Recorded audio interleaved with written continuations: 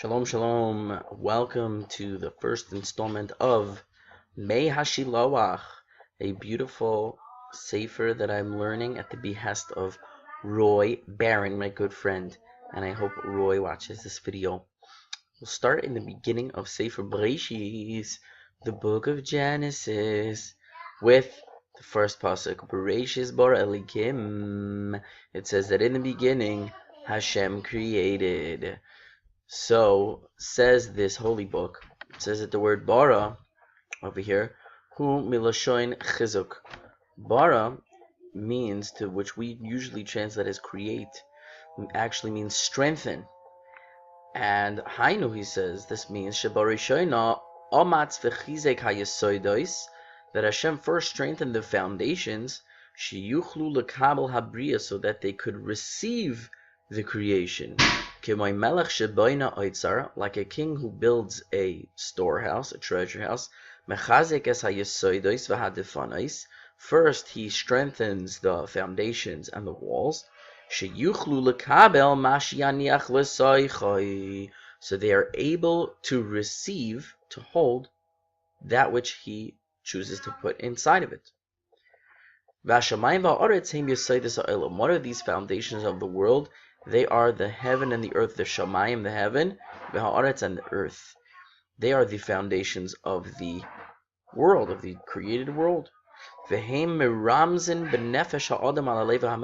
these two foundations in the universe have a parallel in the human being. And the parallel in the human being to the heavens and the earth are the heart and the mind. Which one parallels which perhaps remains to be seen. But just like the universe has heaven and earth as its foundation, a human being has a heart and mind as his foundation.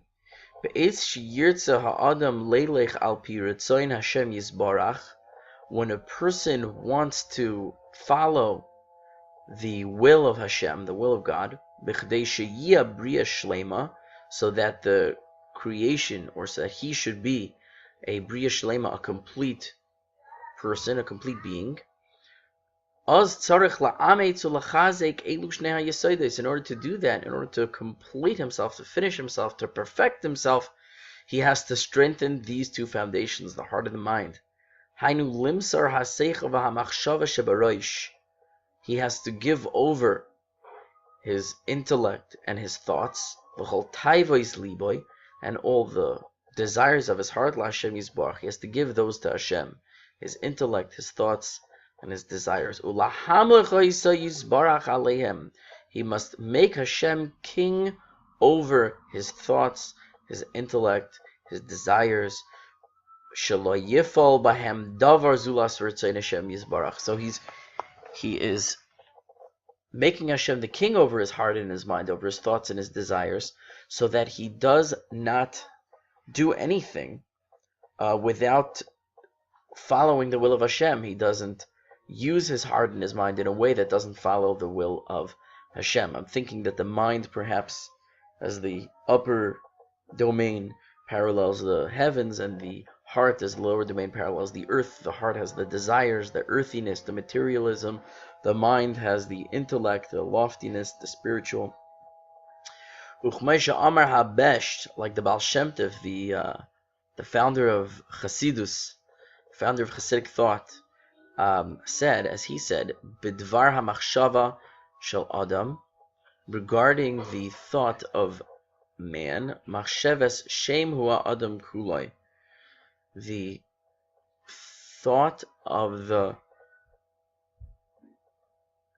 Sham Ha'adam, I think Machsheves, in the mind, that is the entire man. Perhaps that's what he's. Machsheves Sham Hu Ha'adam Kulai. That could be the reading here. That the thoughts make up the whole person. Well, here I'm going to pause because we're already getting to a confusing topic which needs to be perhaps dealt with on its own, and we're reaching the 5-minute mark.